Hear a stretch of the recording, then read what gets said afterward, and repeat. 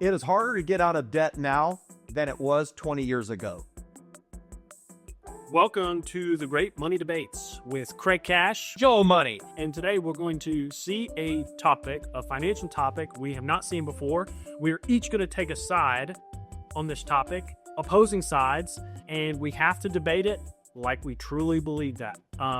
We're going to probably say some facts that are not true, but we are just shooting from the hip. So we're going to see the topics, and we're going to dive right in. And we get about 5 to 8 minutes. Yeah, and just see what happens. And I'm going to win. And you need to comment below who you felt like won the debate.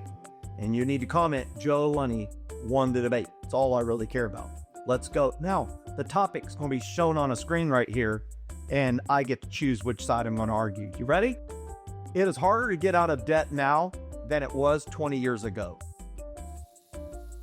I'm going to say true. That's not her. Debates and arguments sometimes can seem similar. Debating should be more civil. So, civil Joe Money. It is harder to get out of debt now than it was 20 years ago. Yes, it is. That's a not side Yes, it is. The reason it is harder is because inflation has continued to inflate.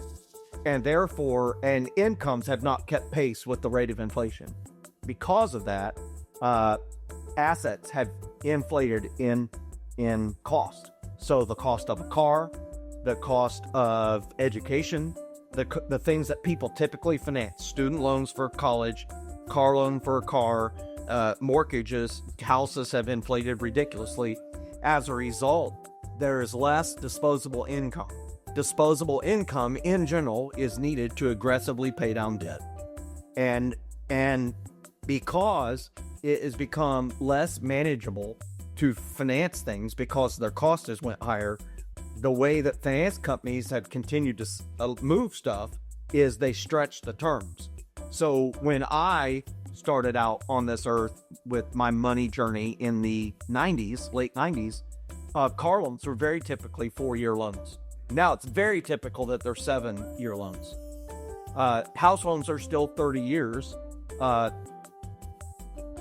also other things like student loans have the income-based repayment plans had become they're endemic. They're everywhere because people are getting degrees and their incomes can't keep pace with the cost of the education itself. So it is wildly harder to get out of debt now than it was 20 years ago. Plus, they invented social media and Amazon Prime, and it grabs money, and DoorDash and Uber Eats and all this convenience, and people can't say no to that. It just seems so amazing, and so it just grabs up all the disposable capital. It's harder to say no because the impulsive desires are being stimulated more and more and more. And so I'm right. Yeah, no, I totally get what you're saying. I find that when you debate, if you wrap up and so I'm right, it automatically makes you win. Oh, well, don't comment yet who won then. But there's a lot of good points in there. Particularly, there's more things to spend money on, right? I think that's a major point in your favor.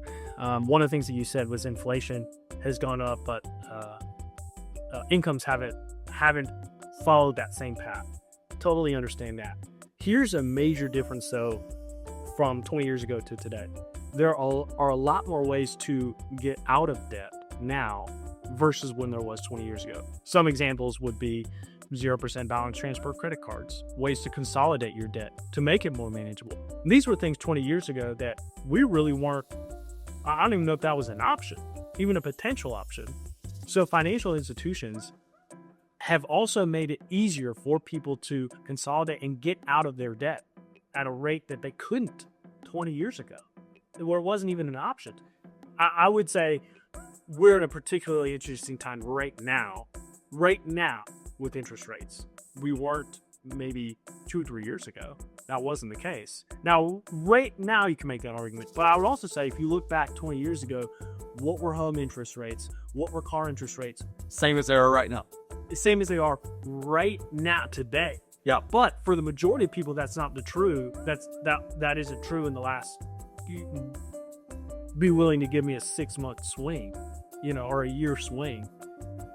Home interest rates were significantly higher back then. 20 years ago, where it would make it totally unmanageable. I would say they're exactly what they are right now. Yeah, probably that's the case. But that leaves your argument null and void then on those things going up at income. Yeah, but if you think about it, yes, you have maybe more creative financial engineered products available to people, but it does not negate the very fundamental fact that the outgo is higher than the income on the inflation side. And so when incomes do not keep pace with the inflation of goods and services, as a collective pool of the population, it becomes much more difficult for the pool of the population to get out of debt than it was 20 years ago. Some facts and evidence I will give you is that the average credit card debt is higher than it's ever been. It is over $1.5 trillion in the United States. The average interest rate being paid on a credit card right now is 24.46%. That's for people that carry a balance. And so that's higher than it was 20 years ago. I made up a fact. I'm sticking with it. But it is much more difficult to get out of debt now. Also, if I were you, I would be arguing there's more financial education products available. That was my next. And that there's YouTube available to people as well. And that, that we came on the scene. We have I Was Broke Now I'm Not, and Fully Funded Life, and Dave Ramsey's around, and Susie Orman's around. But you didn't make that debate. No. But here's what I would say. In the turn of that, those people have actually added to the confusion. There's so many voices trying to tell people what to do with money that people don't know who to follow. And as a result, it's like, do I choose the loudest voice? Do I choose the voice that makes the most sense? Do I choose the one that makes it sound mystical and confusing because that makes them seem smart and I want to be smart? And as a result, it's like, who do I choose? And so people get stuck in paralysis analysis and they just stay stuck. And then when they get stuck, they scroll social media, they see the ad on Instagram or on X or on Facebook, and then they find it on Amazon and they swipe and they buy it. And here we go, it's on a credit card and they're in debt again. I think the interesting thing about 20 years ago is there was a lack of a massive amount of financial education. I think that's true, right? There just wasn't you couldn't get as much information about how do I do this? How is this interest going to impact me? How does retirement work? Like whatever it is, there's a lack of information, but also there's not a large amount of options because one, people don't know, but then, there just wasn't an option to do like 0% balance or whatever, these different financial tools that people have. So I think that's the key difference from 20 years ago to today. The today issue is there are a lot of options. There is a lot of education. That doesn't mean there's not also more draws for your money. Impulsive things to get. enablers. That's the key. But so it is harder to get out of debt now than 20 years ago. That's what you're saying? You're agreeing? No. I think that's what I just heard you say. I've got one last word that I'll say, and then you get a last word, and then everybody's going to say Joe Money won this one. No. I would argue one of the biggest costs for anybody who's operating in the real world is housing costs. And if you are renting, rents have spiraled out of control.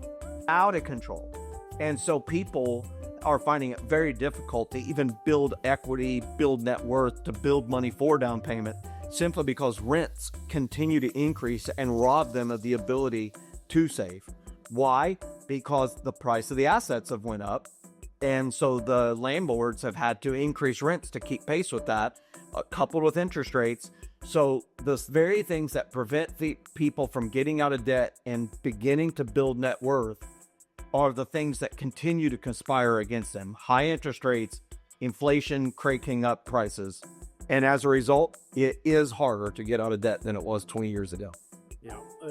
Final argument here is, I think the ratio between income and, let's say, housing cost is probably about equal now than it was 20 years ago. if you're going to want to take. I think many people can search Google right now. I know, but we're Or chat GPT it and say spread cash is wrong. Search that Joe is on the money. well, like I said, sometimes facts are fiction, and it's nice to hear its word. But I think you could almost cut those out and say, well, and then you go the interest rate route too as well. It's like, well, they're the same. Like what they were 20 years ago, what they were now is the same. So then it goes just from That's a set aside part of the I know that's what I'm saying. set aside. So let's not talk interest rates. That's what I'm saying. That's my point of your income to asset is also. Let's talk about inflation rates. I know, but I'm saying even with the inflation, it doesn't matter the ratios I was saying what you're spending anyway. So your point has to come down to financial knowledge and education to be able to manage the debt you're in and get out of it, which there's significantly more now than there ever was 20 years ago. And then ways you can actually get out of debt, which there's significantly more now than there ever was 20 years ago. So it was a lot harder to get out of debt. Craig Cash, good to debate with you. Comment below on Joe Money won or Craig Cash lost. You can comment either one. What do you really think? It's harder. Yeah, I really do believe that. Thanks for watching. Hey, if you've gotten value from this, and I believe you have, click that subscribe button, click that thumbs up, leave a comment, and share it with somebody. We want to make sure that this community grows so that we can all, together, live fully funded lives. Thanks for being a part of our family.